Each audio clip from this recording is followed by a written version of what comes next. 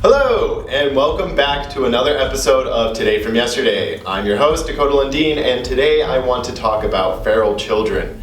The new Jungle Book movie just came out, and when I was a kid, I loved the original so much that I went out and I bought the book just so I could read it. I just really like the idea of living away from parents and bedtimes and rules. Plus, who doesn't want talking animal friends? So in honor of this remake, I decided to look into what it would have been like if I had grown up as a feral child. Well, it's actually a very serious issue to be a feral child. The term feral child is given to any child who has spent the majority of their life away from human contact. This could mean raised by wolves, but it can also mean being locked in a room away from people for the majority of your life. That is the unfortunate case for a girl known as Jeanne. Her father judged her as mentally retarded when she was a baby and decided to lock her in a room strapped to a potty chair kept away from people for the first 13 years of her life, until she was rescued by the Los Angeles welfare authorities. She was the subject of a lot of media attention in the 1970s and was of great interest to the scientific community. Jeanne could not speak any languages and seemed mentally restricted in some way.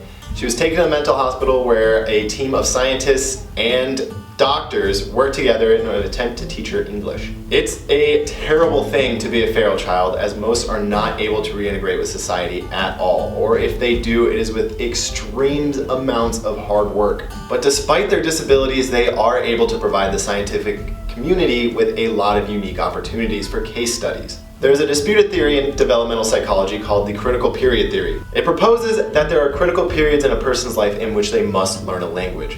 Basically, what happens is there are certain parts of your brain that are responsible for certain activities. For example, there is a part of your brain responsible for understanding a language, and then there's a separate part of your brain responsible for speaking a language. At some point in a human's early life, those parts of your brains are at a potential learning maximum, making language acquisition much easier. If you miss this period, it will be much more difficult for you to understand a language. That was the case for Jeanne. She was not able to learn to speak English properly, even after 7 years of treatment. Eventually, she was removed from the program by her mother, and no one is exactly sure where Jeanne is, or how she's doing, or if she did eventually learn how to speak a language. So when Mowgli returns to society, he likely will be faced with an extremely difficult time learning their language and understanding their culture. If he decided to stay there at all. I mean, he can talk to animals. But that's what makes fiction so great. We can express ourselves and our ideals without worrying about the muddy rules of reality, which always seem to be much worse. Well, that's all the time we had for today. Hopefully you learned something, and hopefully I didn't ruin the Jungle Book or Tarzan for you.